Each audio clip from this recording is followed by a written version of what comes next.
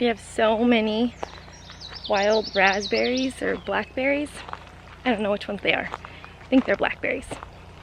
But we have so many growing on our property. It's pretty cool, actually. I was trying to think about when this homesteading dream of mine began. And honestly, I don't even think that it started as a homesteading dream. It's always been about family for me. I was raised by a single mom, so was Brandon. Single mom and his aunt. But I was raised by a single mom, and we had always lived in apartments or condos or duplexes or whatever you want to call them, and I never really had a yard growing up, and I was the youngest of 3 girls, so I didn't really have sisters to play with. I played with my cousins a lot, but I didn't really have a yard to play in. My mom didn't really have a place to garden, so I always dreamed of having a really big family and being a stay-at-home mom and cooking for them from scratch, and that has always been the heart of my dream. When Brandon and I first got married, I was 18, he had just turned 20. We'd known each other since we were little kids, 8 and 9. And we had just gotten married, and we had moved to a little apartment in Fallbrook, California. It's the avocado capital of the world, or so they claim to be. And I loved Fallbrook. My dad had lived there, and I had moved in with my dad when I was a teenager, and I fell in love with this dinky little town. And it's actually not typically a small town.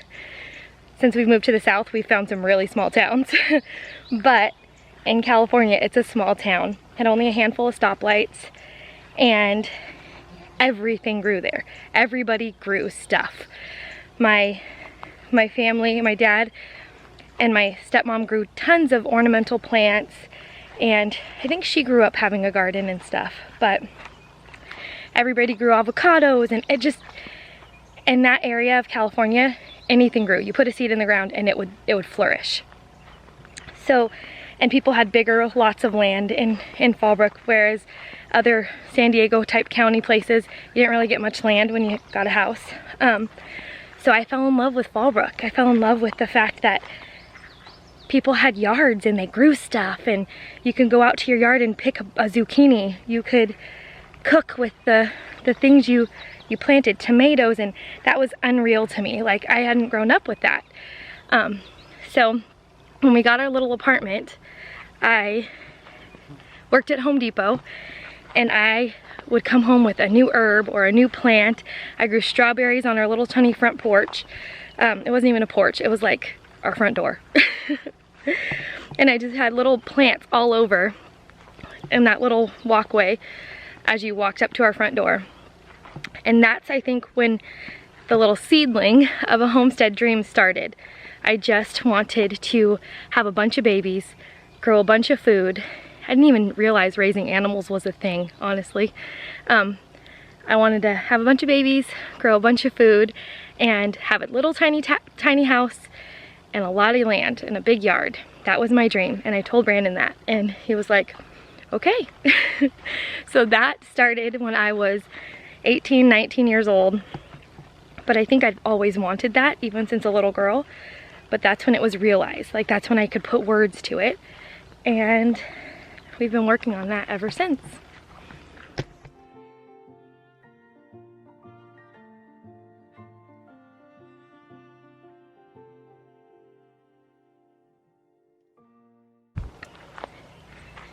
After years of marriage and having a couple of babies upon a couple of babies, we realized that that dream was pretty much impossible in California. So in 2016, we packed all of our family up, loaded a 16-foot trailer with whatever we didn't sell or get rid of. We gave a ton of our stuff away. And we moved to Tennessee. No job, no plan, no house to rent. We just moved out here on kind of a whim and a prayer. It was a huge leap of faith for us. Brandon really felt called to Tennessee. I can't explain it. He's never had that strong of a calling for anything before, but he felt called and led to Tennessee.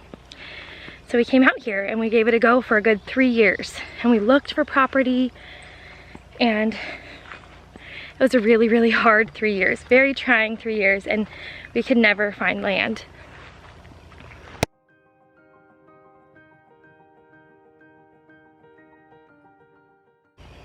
After I had Hattie 2 Mays ago, my health kind of tanked. My adrenals dropped, my thyroid went wacky, and things kind of spiraled out of control. And I really felt like I needed my mom and my sister's support. Like, I felt like I needed community, and we had a hard time finding that here. I have to confess that that's probably my fault, because I'm a hard nut to crack. I'm super shy, believe it or not, and it's really hard for me to let people in and reach out to people.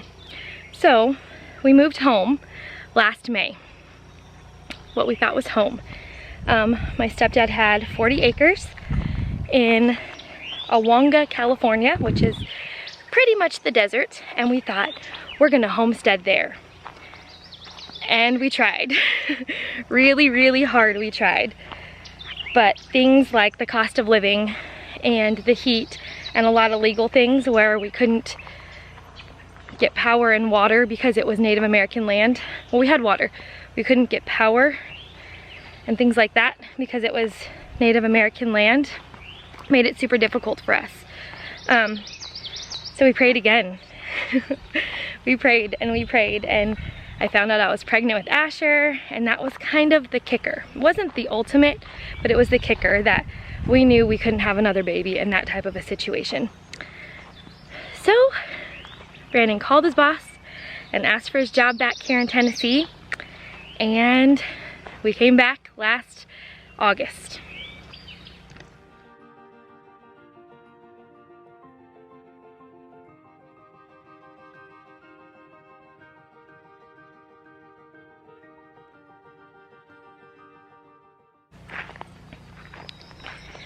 After coming back, we thought, we'll just rent anything. We'll just try anything. And we tried, and we tried, and we tried to find a place to rent, and we tried to find land, and we tried to buy land, and it's really hard to buy land without a home on it. We tried to find a home with land, and we just couldn't find anything we wanted until a Facebook ad from a different property than this led me to talk to a man that said I had some land in this little area, and this is the area of Tennessee that I love, that I've always wanted to live. It's right smack in Amish country, and I just love this area, so it was pretty much an answer to prayer. I was the only owner financed land that I could find that was 10 acres and had a low down payment, to talk logistics, and it was right where we wanted to be. So that's how it's began, and that's how we got to where we are. We are now on a little over 10 acres in Middle Tennessee, near the Amish, and we're trying super hard to get a life built here, and we love it. It's very hard. There's a lot of struggles, and there's a lot of challenges, and we are fully aware of the work that's involved because we've been trying really hard for years now. But we're up for it. We're up for the challenge, and it really is a dream. We did, when we lived in Tennessee a couple years ago, we raised chickens in our front yard, which was our first raising animal experience. We raised 25 meat birds, and that's kind of when the switch flipped for us that we could do this. We went to see Joel Salatin's farm, Polyface Farm, and we were sold out that this was what we were supposed to do, and this is how we were supposed to raise our kids and raise our family, and all the pieces kind of fell together. The big family life, the cooking from scratch, the beliefs and character qualities we wanted to build up in our children all went hand in hand with homesteading and raising our own food, on top of being connected to your food, on top of health, on top of work ethic. All of the things just linked together, and we knew that this is how we wanted to build a life.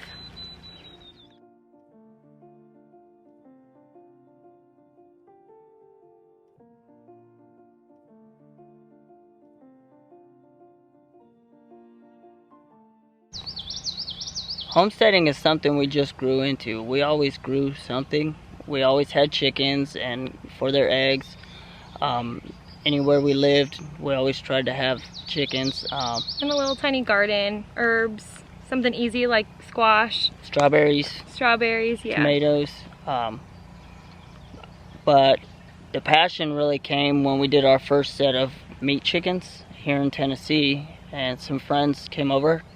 They helped us process them, and just seeing that freezer full of meat that we raised, and we knew where it came from, that it was good for us, and how long it lasted us, was just a win-win on the budget and for our health. And so from there we decided, you know, we could probably do a lot more, and our passion has grown from that. Yeah, when we got a half a cow from a friend of ours, a friend of brand new from work, his dad processed a half a cow for us. And seeing our freezers full, I think is a really big incentive, is a really big inspiration for us. Like, we just want to fill our freezers with good food for our family. And so food and family is the heart of why we homestead. And land for our kids to play on, things like that. We just have a heart for family mostly, and all of those things just tie into it. So that's where we're at, that's why we're here, that's why we do what we do, and that's why we keep on going even when it's hard, because it's worth it for us. The good food and spending time with our family, spending time together, is the heart of homesteading for us. Yep. And we just appreciate you guys following along with us, and we hope you enjoy our videos and what we're putting out for you. We really thank you guys for coming and spending some time with us today, and we will catch you on the next one. All right. Brady, what do you got? Is it your first cucumber? The cucumber. One that we get from the store. Come on, taste it. It's so good. Yeah. No. It's not $10, it's $6. Isn't that yummy? I'm the one who set it up. She's arguing behind us.